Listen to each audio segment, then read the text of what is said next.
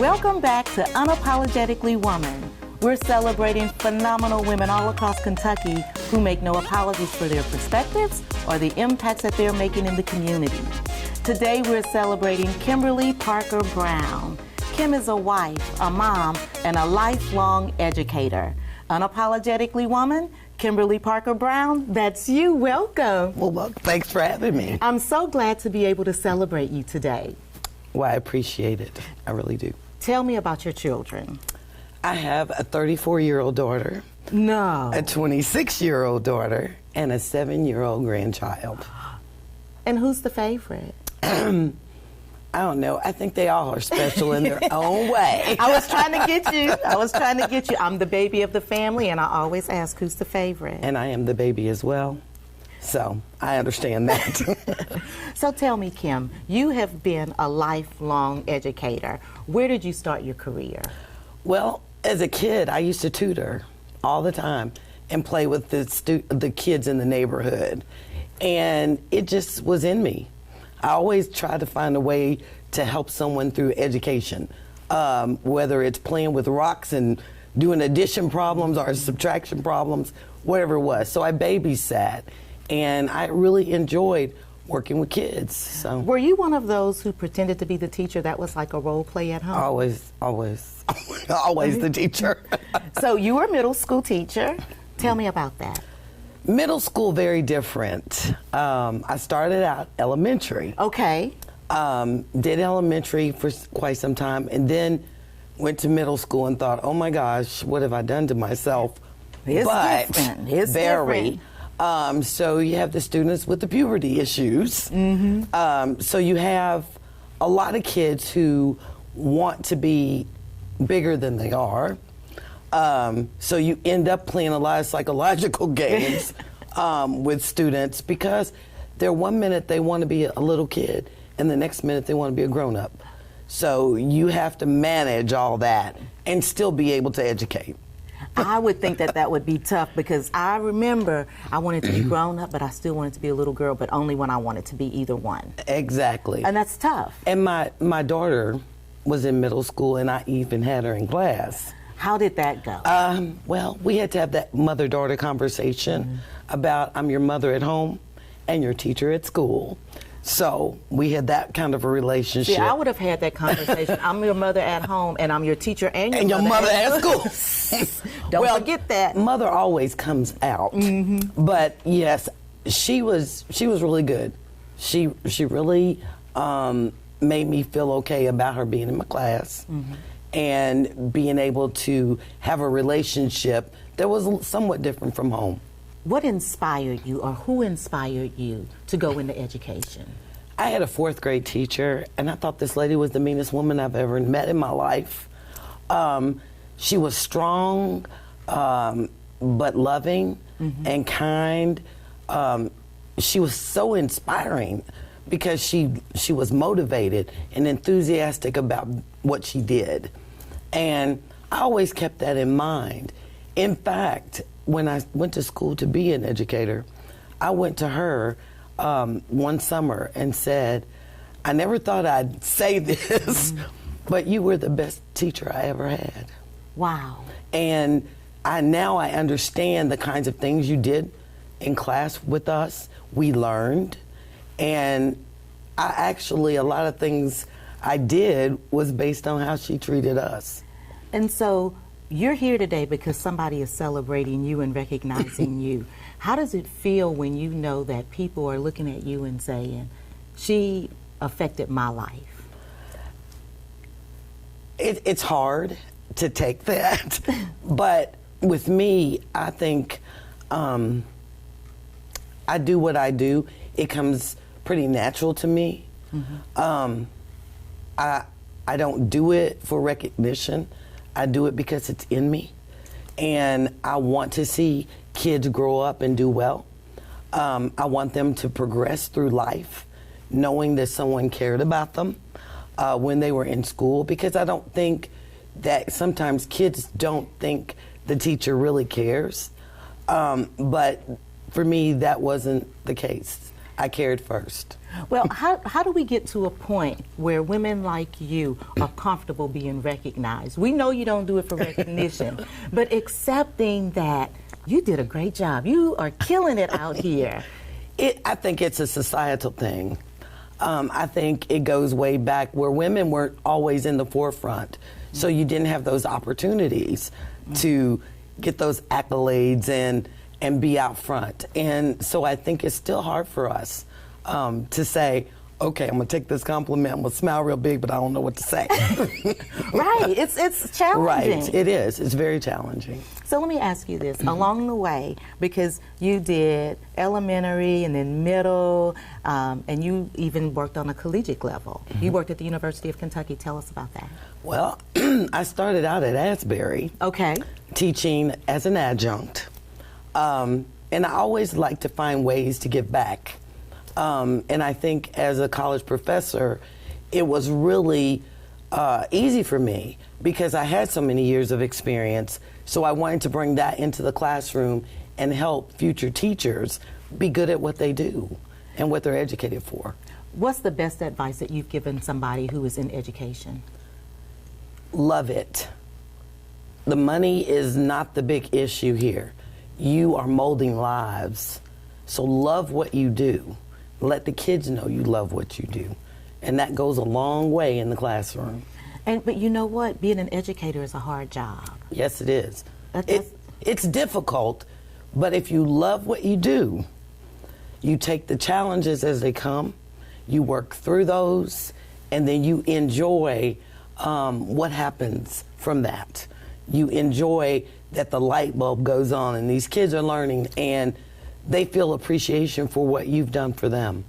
I would think that that would feel really rewarding. You know, when you have students that come up and say, because of you, I'm here. Because of you, I'm able to do this. You know? There have been instances, and this is just one story. My husband happened to be in the Dollar Tree.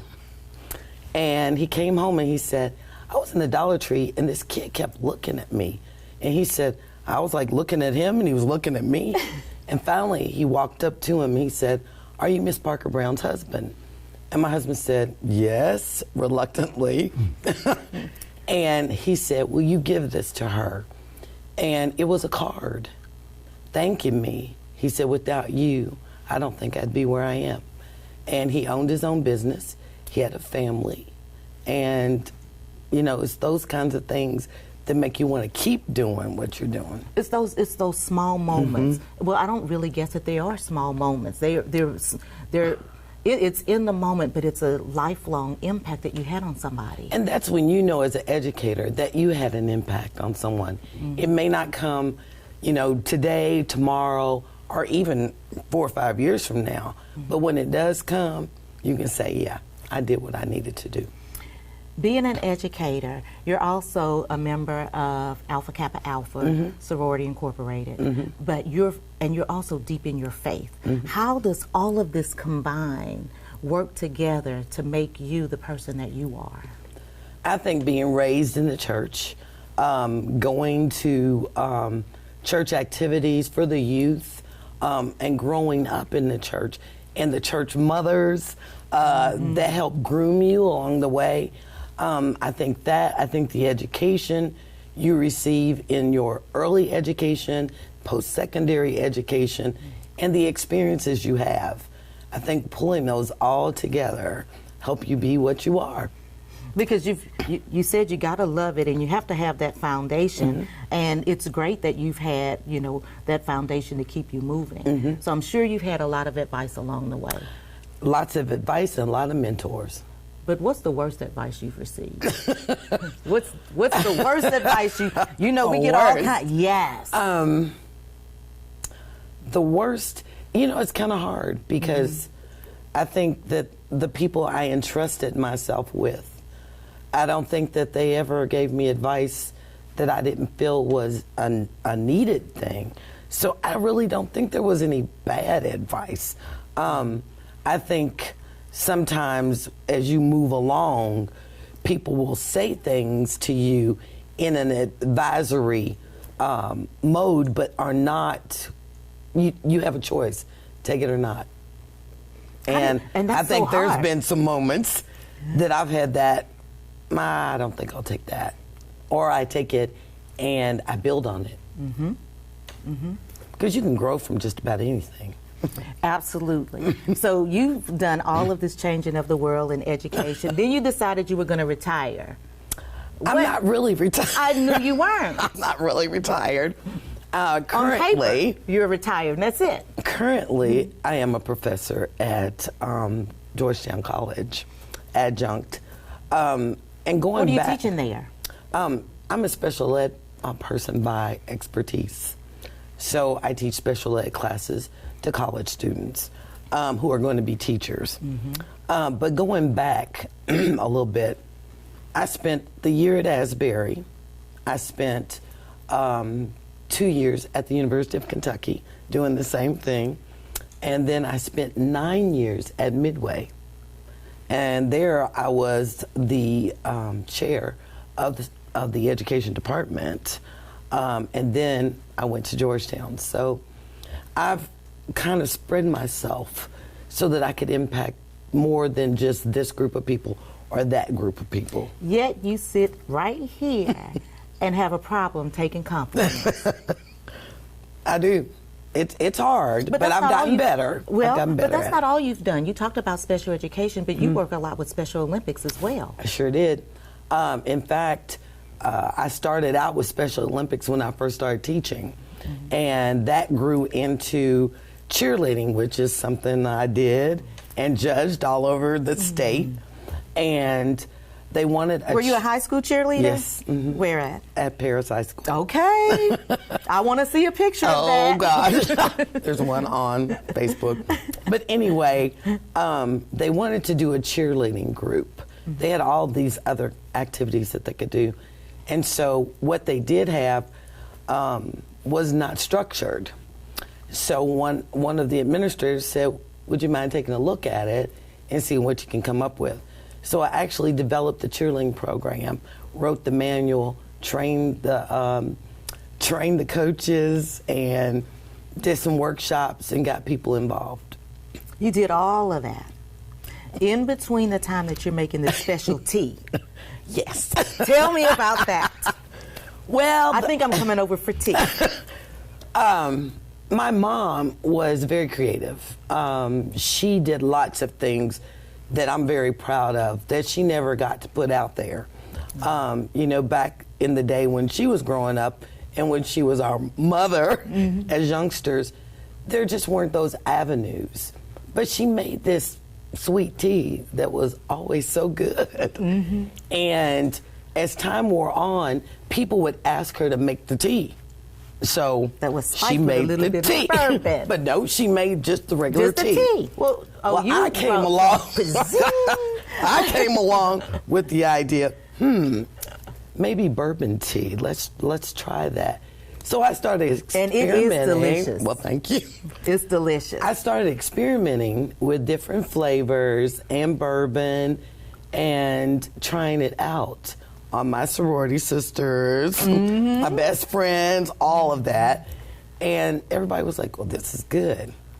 So that's how the bourbon tea began. Now, will that ever become a business? Yes, I am an LLC, but when the bourbon industry is very different when it comes to packaging and marketing, because there's so many things that go into getting it all out there. So that's where I am right now, is getting that prep work done.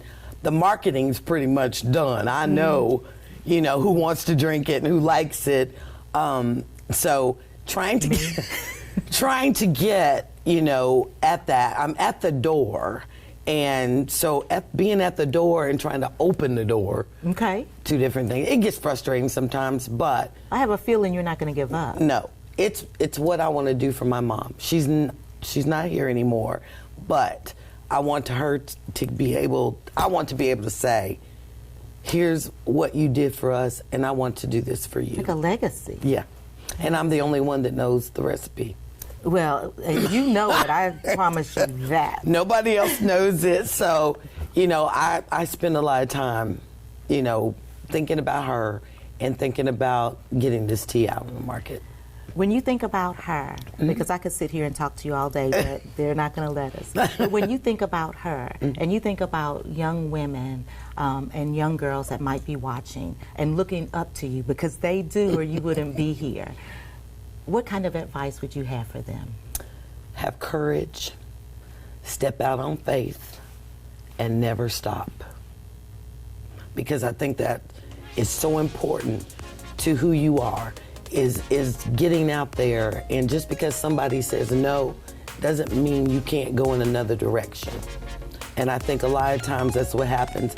The door gets shut and then we go, okay, I failed, and you move on. But no, and that's not me, and that's not how I was raised. Thank you so much for letting us celebrate you today. Well, I appreciate it. It's a very nice thing to feel like you've made an impact. You absolutely have. Continue to join us as we celebrate other women just like Kim who are making changes in the community. I'll talk to you guys soon.